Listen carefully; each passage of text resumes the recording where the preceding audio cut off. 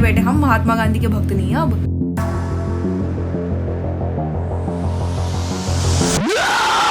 People going against Muslims or Kashmiris, we don't want this. We want peace.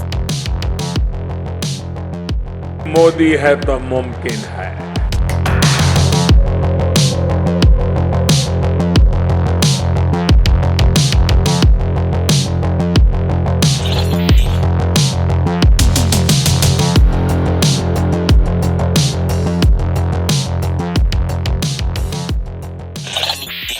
Chalo, before we get into the ifs, the buts and the coconuts of it all, let me tell you a story.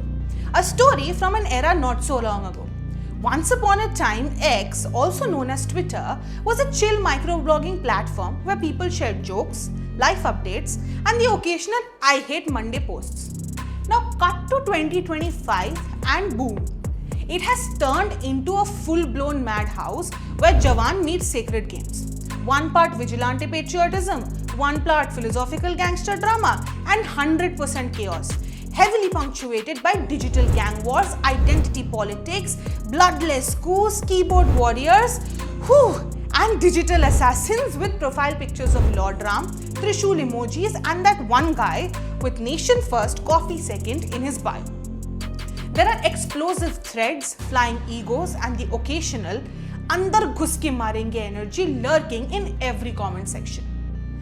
Now we live in a country where religion, caste, gender and nationalism don't just coexist, they simply collide. And X, it is no longer just a platform.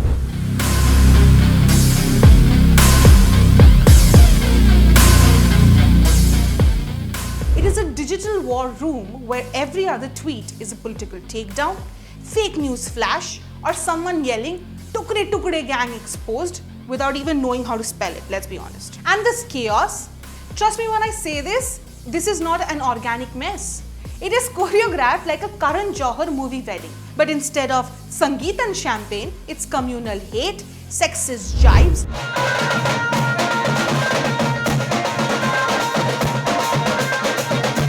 fake news thrives, propaganda flourishes, accountability absolutely missing like Bollywood logic in the second half. So without further ado, let's see how X went from cat videos to character assassination real quick, and why your Chacha and Chaukidar think forwarding videos makes them Anderson Cooper, but hold on, with a saffron filter. There are many theories that make this Twitter warfare what it is, and we will dissect each and every one for you.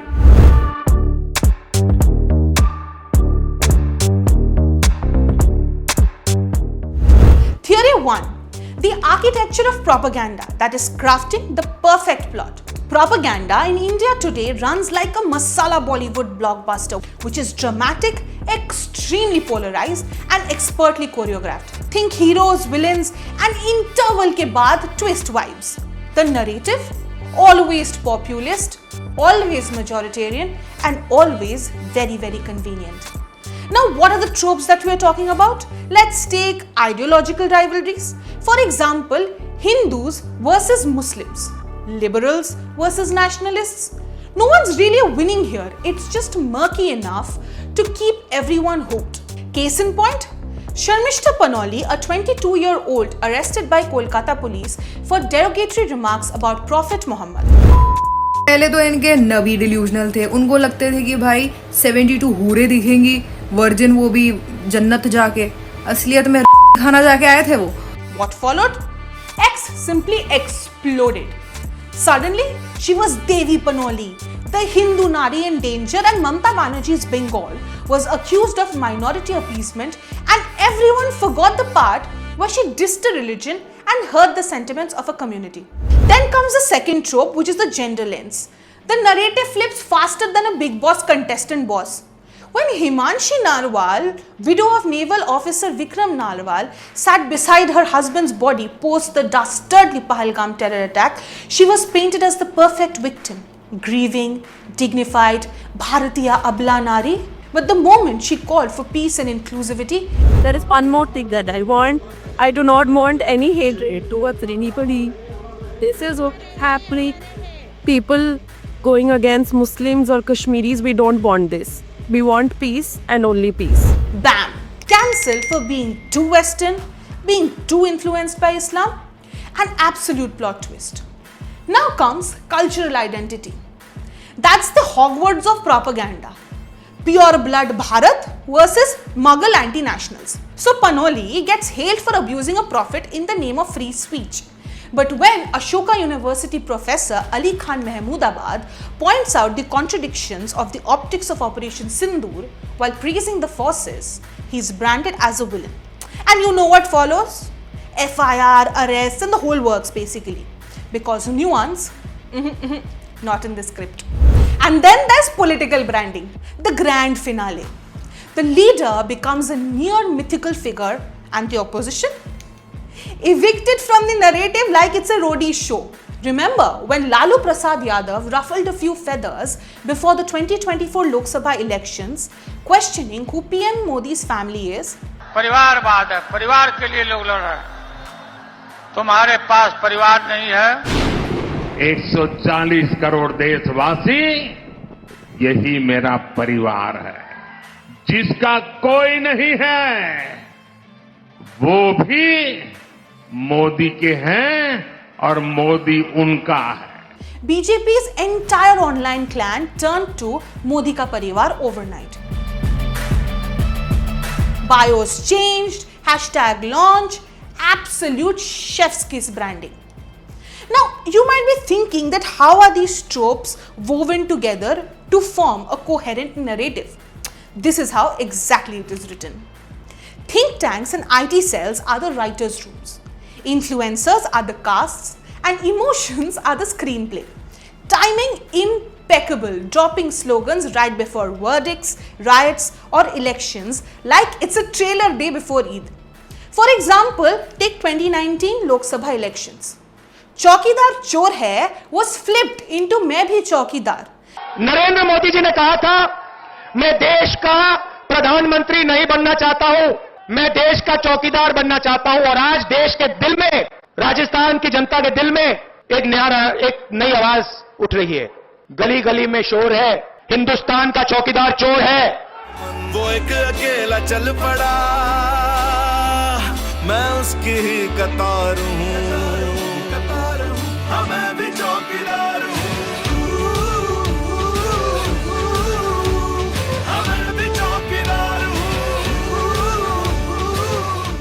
The diss became a chartbuster.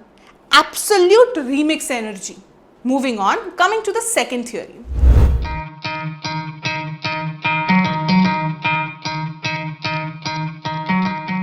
Now the second theory revolves around fake news, which adds the fuel.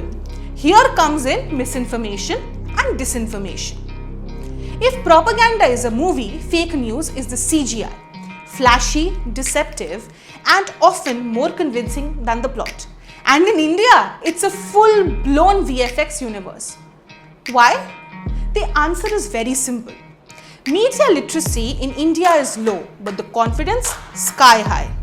Everyone is a news expert. Take the Arko incident for that matter.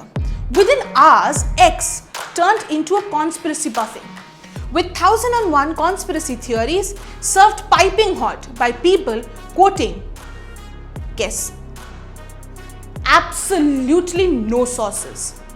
And with thousands of political parties and infinite ideologies, many just follow their political faves blindly, like the follow the leader game that we played in school as children. For example, during the Sharmishta Panoli case, BJP leaders like Amit Malviya and Dr. Shukanto Mojumdar went from outrage to hashtags, went absolutely out, conveniently ignoring the communal fire they were stoking. Their followers simply copy-pasted the outrage across social media like it was a trending template. Now add a sprinkle of religious symbolism, a spoonful of fear, and voila, your misinformation curry is spicier than Big Boss. The propaganda toolkit essentially employs doctored videos and photoshopped images, and suddenly politicians are saying things they've never said. Pakistan's getting bombed in clips lifted straight from Philadelphia plane crashes. During Operation Sindoor, X became the battlefield, with fake war footage dropping like a bad Netflix action.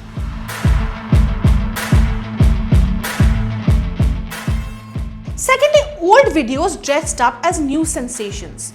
Case in point, like one clip showing cops in white, Kolkata police in uniform dancing with women perhaps on duty, being used to prove they lack credibility, and illegally arrested Panoli.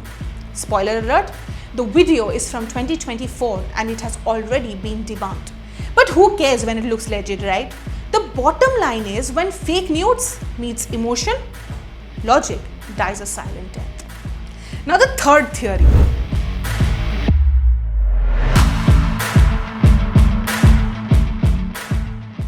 Which is hashtag warfare and algorithm drama. On X, visibility is currency and hashtags are the new nuclear codes. Think of Game of Thrones, but instead of dragons, you've got hashtag Pappu, hashtag Mamta Begum, and a swarm of bots with Lord Ram or Hanumanji in their DPs acting like digital White Walkers. The guide here is quite simple if you ask. Thousands of copy-paste warriors, many bots with 0 followers, spam trending hashtags like they are in a lucky draw for blue ticks, almost as if tweet karo or blue tick leke jao. Influencer squads, often politically aligned, drop pre-scripted tweets like it's a group project with there's one overachiever and 500 copycats. This is where the algorithm kicks in, and like any good reality show, it boosts what is loud, scandalous or rage-inducing. The content does not need to be the king. The volume must be. The more the noise, the more the visibility. Classic case, you would ask me, right? Tags like hashtag Pappu for Rahul Gandhi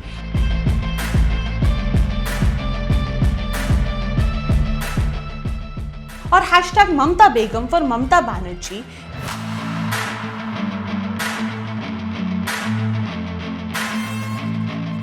meant to mock, label and trend. And it works like a charm every single time. Now there's a new funny twist, which is engagement baiting. Like for like, follow for follow, retweet and I'll rate your DP.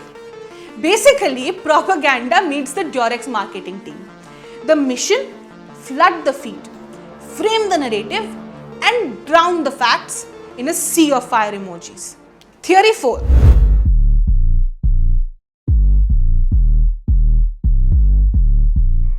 Possibly the most interesting one. Sexist jibes and gendered propaganda. Patriarchy here almost as if gets a megaphone. In the great Indian propaganda playbook, women just don't get trolled, they get typecast. The moment a woman comes into politics or activism, out comes the well-worn script. Slut shaming, name calling and social media threads longer than Ekta Kapoor's Saas Bahu sagas. You don't believe me, right? Let me prove it to you. TMC MP Mahua Moitra recently got married. She found the love of her life and she shared a picture of their happy day on X. And then, even after limiting the comments in her comment section, the most wild, sexist, patriarchal opinions were flung her way.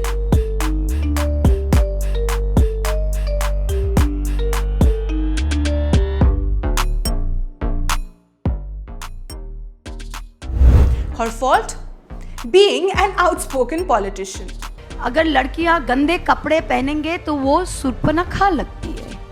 I want to tell you, this is a Bengali woman. Please hear us loud and clear. And I tell him and I tell every single BJP Karyakarta, to all of you, please listen to me. I'm a Bengali woman. We wear what we want. We eat what we want. We say what we want. We wear what we want. We love who we want. And we worship who we want. Do you understand this? हमारे कपड़े जैसे थे वैसे ही रहेंगे. आपकी सोच को बदलिए. आपकी सोच गंदी है, आपकी नजर गंदी है. हमारे कपड़े से कुछ फर्क नहीं पड़ता है. Please understand this. The moment a woman disagrees publicly or raises her voice, she is either too Western, sold to foreign funds, or worse, anti-national. Because clearly, having a spine and an opinion is now considered a national threat. Feminists are branded as culture-hating rebels, while the ideal Nari is still wearing sari, silently sacrificing for her family. Meanwhile, those who dare to dissent, be it Swara Bhaskar for calling out communalism,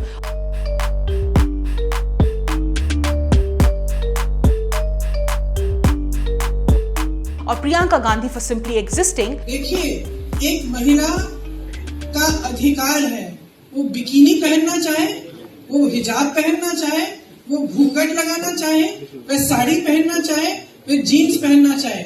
इसमें कोई राजनीति की बात नहीं है, ना होनी चाहिए. Are routinely dragged into the digital muck of morphed images, fake videos and accusations that would make a soap opera blush. The fifth theory, which is populist narratives, DESHBHAKTI, drama, and you guessed it right, the demigod complex. Welcome to the greatest Indian political soap opera of our times, where the plot is simple.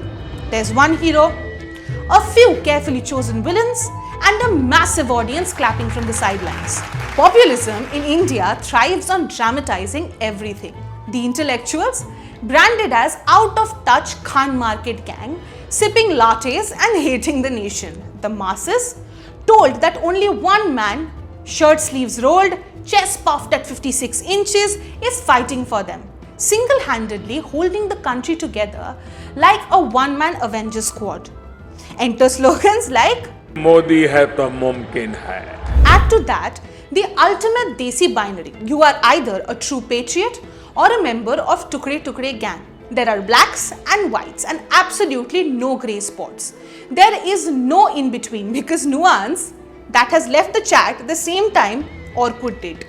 This kind of narrative doesn't leave a room for complex dialogue. It is all about vibes and viral potential. You know, so we get the unbucks clashing with the libtards in the comment sections like it's a TRP war. In short, populist propaganda simplifies real issues into blockbuster templates. Coming towards the end, our sixth theory.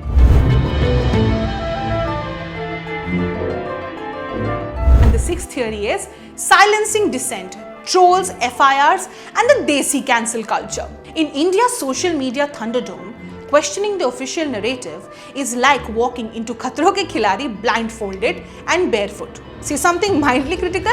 Boom, you're hit with an aggressive troll army. Cue the usual playlist: rape threats, death threats, acid attack threats, and the hashtag Deshdrohi chants, all typed in caps, locked for maximum patriotism.